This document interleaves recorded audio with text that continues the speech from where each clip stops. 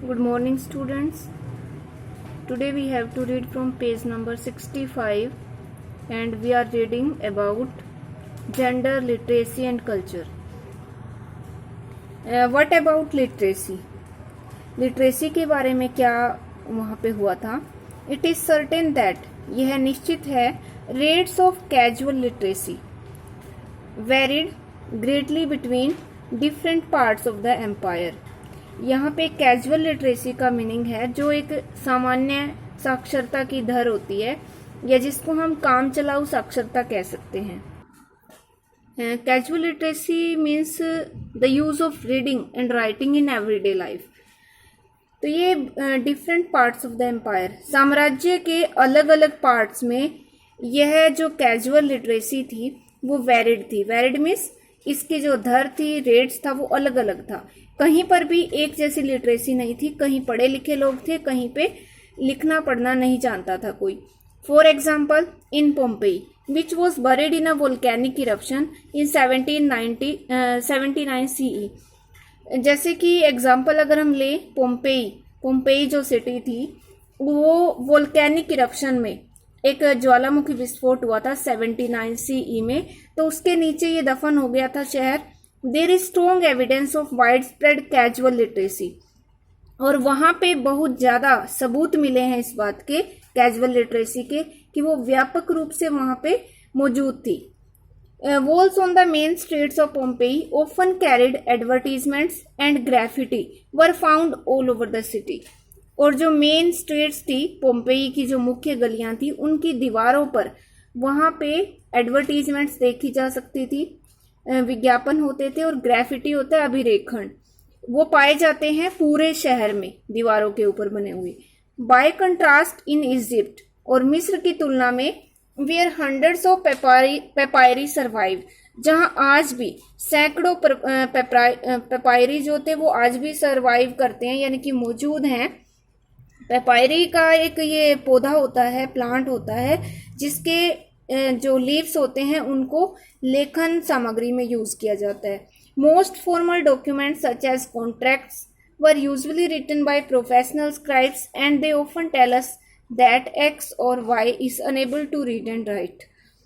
और बहुत सारे डॉक्यूमेंट्स, जो फॉर्मल डॉक्यूमेंट, फॉर्मल का मतलब यहाँ पे औपचारिक जो दस्तावेज थे, जैसे कि कॉन्ट्रैक्ट होते हैं जब हम किसी के साथ अनुबंध कर लेते हैं, कॉन्ट्रैक्ट कर लेते हैं, तो वो एक पत्र साइन किया जाता है, उसको कॉन्ट्रैक्ट कहते हैं. इसको संविदा पत्र भी कहते हैं. Were usually written by professional scribes. और ये जो व्यावसायिक लिपिक होते थे, प्रोफेशनल स्क्राइब होते थे. प्रोफेशनल स्क्राइब हम उसको बोलेंगे जो व्यवसाय के रूप में लेखन को अपना लेते थे, तो उनके द्वारा ये लिखे जाते थे formal documents. And they often tell us, और ये जो डॉक्यूमेंट थे वो हमें ये बताते थे दैट एक्स और Y is unable to read and write, कि एक्स और वाई यहाँ वैसे लिया गया है. कोई भी किसी व्यक्ति के बारे में ये बताते थे कि वो पढ़ना उसको आता है या नहीं आता, या लिखना वो जानता है या नहीं जानता. But even here literacy was certainly more wide spread among certain categories such as soldiers, army officers and estate managers.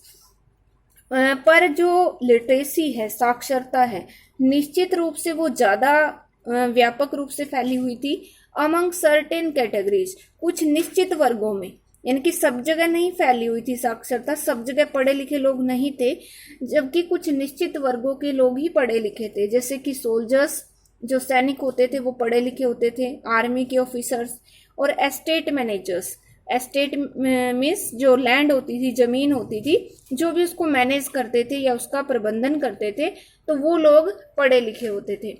The cultural diversity of the empire. अभी हम लिटरेसी के बारे में पढ़ रहे थे. Next is culture. Cultural diversity, सांस्कृतिक विविधता. विविधता होती है जैसे डिफरेंस होना, जैसे कि इंडियन जो कल्चर है उसमें भी डाइवर्सिटी है. नॉर्थ, साउथ, वेस्ट, ईस्ट, सब जगह अगर आप जाके देखोगे तो हमें बहुत ज़्यादा डाइवर्सिटी देखने को मिलेगी, डिफरेंस देखने को मिलेंगे. हमारी लैंग्वेज में भी, हमारे फूड में भी, हमारे ड्रेसेस में भी, और हमारे रहने के ढंग में भी. तो कल्चरल डाइवर्सिटी उसी को कहते हैं. तो इस एम्पायर की जो कल्चरल डाइवर्सिटी है वो रिफ्लेक्टेड इन मैनी वेज, बहुत सारे तरीकों से वो दिखाई देती थी, एंड एट मैनी लेवल्स, और अलग अलग बहुत सारे लेवल्स पे दिखाई देती थी। In the vast diversity of religious cults, religious cult होते हैं धार्मिक संप्रदाय, बहुत ज्यादा जो विभिन्नता थी वो धार्मिक संप्रदायों में, एंड लोकल डिटीज, जो स्थानीय देवी देवता होते थे उनमें बहुत ज्यादा विविधता देखने को मिलती थी। इसका मतलब है डिफरेंट टाइप्स ऑफ वहाँ कल्ट्स थे और बहुत सारे देवी देवता थे। द प्लूरलिटी ऑफ लैंग्वेजेस, भाषाएं भी एक से ज्यादा बोली जाती थी, that were spoken. The styles of dress and costume, जो वेशभूषा थी उसका जो तरीका था उसमें भी डाइवर्सिटी थी। द फूड पीपल एट, जो लोग भोजन करते थे वो भी डिफरेंट टाइप का होता था। Their forms of social organization, और जो उनका सामाजिक संगठन का रूप था वो भी अलग थे, जैसे कि कुछ लोग ट्राइबल होते थे, कुछ नॉन ट्राइबल। ट्राइबल मीन्स जो जनजातियां होती हैं।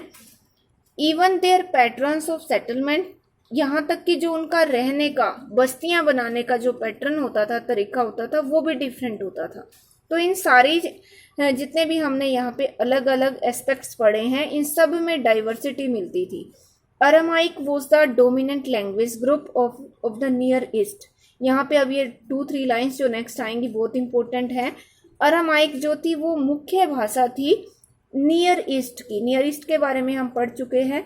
नियर ईस्ट जो था वो यूफ्रेट रिवर का जो बिल्कुल वेस्ट पार्ट था, बिल्कुल साथ लगता हुआ पश्चिमी हिस्सा था, उसको नियर ईस्ट कहते थे।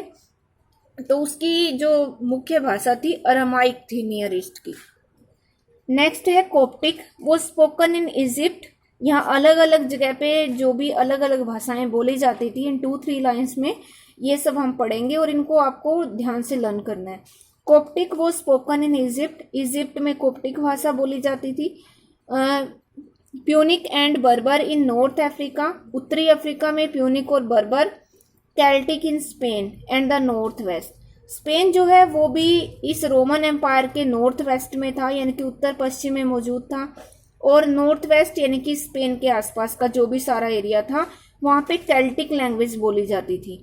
But many of these linguistic cultures were purely oral, पर यहाँ पे जो भी बहुत सारी भाषाई संस्कृतियां थी वो सारी मौखिक थी, शुद्ध रूप से मौखिक थी, ओरल थी। At least until a script was invented for them, और कम से कम वो तब तक, अंटिल मतलब तब तक ओरल बनी रही जब तक उनके लिए एक स्क्रिप्ट यानी कि एक लिपि इन्वेंट नहीं हो गई, एक लिपि का आविष्कार नहीं हो गया। Armenian for example only began to be written as late as the 5th century. अगर हम एग्जाम्पल ले तो जो अर्मेनियन थी तो वो भी 5th सेंचुरी, लेट मतलब लास्ट में, 5वीं शताब्दी के लास्ट जो ईयर्स थे उनमें वो लिखनी शुरू की गई थी। वेयर एज, और अगर दूसरी तरफ देखें, there was already a Coptic translation of the Bible by the middle of the 3rd century. 3री शताब्दी के मध्य में ही जो बाइबल थी वो उसका ट्रांसलेशन हो गया था, यानी कि उसको लिखा गया था कोप्टिक में। Elsewhere the spread of Latin displace the written form of languages that were otherwise wide spread. और जो ये लैटिन भाषा जैसे ही उसका विस्तार हुआ, प्रसार हुआ, तो उसने जो रिटन फॉर्म थी लैंग्वेजेस की, यानी कि भाषाओं का जो लिखित रूप था, उसका स्थान ले लिया लैटिन भाषा ने।